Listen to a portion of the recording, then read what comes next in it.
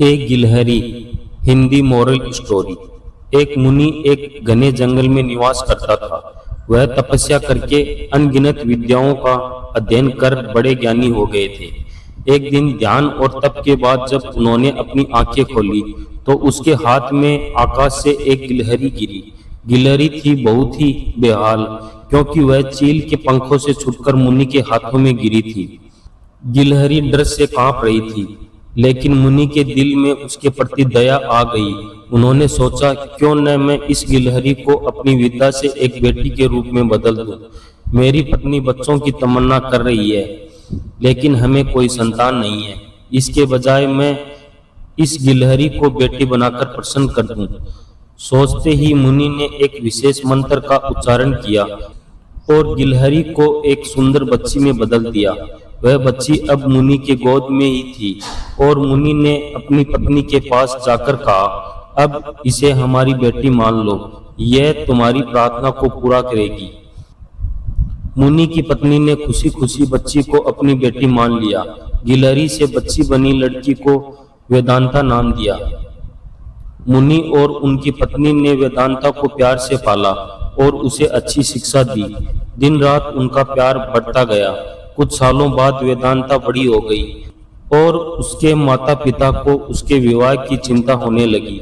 मुनि ने अपनी पत्नी से कहा, अब हमें इसकी शादी के लिए एक अच्छा वर ढूंढना होगा। मुनि ने ध्यान से सोचा कि वेदांता के लिए सही जीवन साथी कौन हो सकता है। तब उन्होंने सूर्य देव को याद किया और उनका पूजन किया। सूर्य देव ने मुनि को आशीर्वाद दिया और प्रशंसा की कि वह तैयार है वेदांता के लिए वर के रूप में उपस्थित होने के लिए। तब वेदांता ने अपने पिता से कहा, पिताजी, मुझे उस वर के साथ जाने में दिक्कत होगी। पिताजी, यह बहुत गर्म है, मैं इनके पास नहीं जा पाऊंगी। मुनि ने वेदांता से कहा, कोई बात नहीं, हम दूसरा वर देख लेंगे।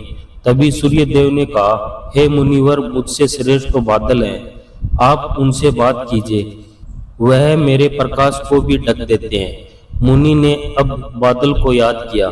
बादल गरजते हुए मुनि के पास पहुंचे और उन्हें नमस्कार किया। इस बार मुनि ने सीधे वेदांता से पूछा, क्या तुम्हें यह वर पसंद है? वेदांता ने जवाब दिया, पिताजी, मेरा रंग गोरा है और उनका काला, हमारी जोड़ी अच्छी नहीं लगेगी।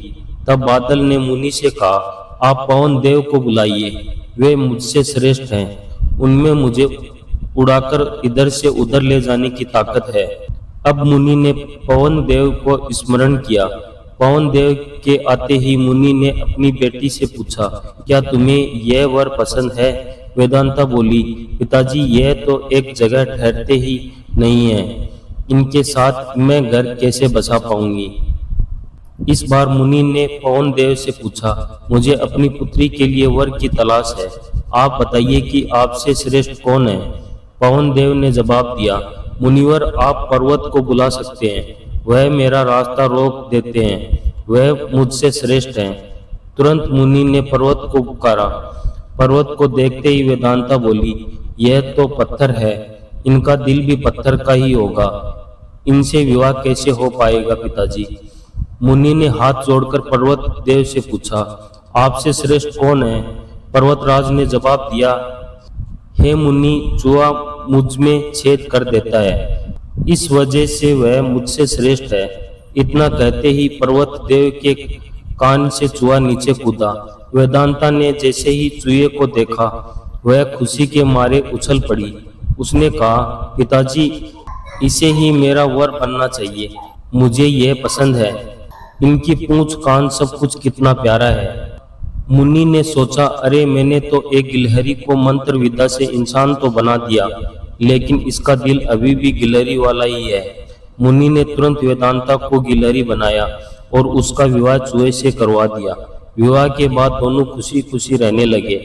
इंसान चाहे बाहर से कितना भी बदल जाए, लेकिन उसका दिल वैसा ही रहता है।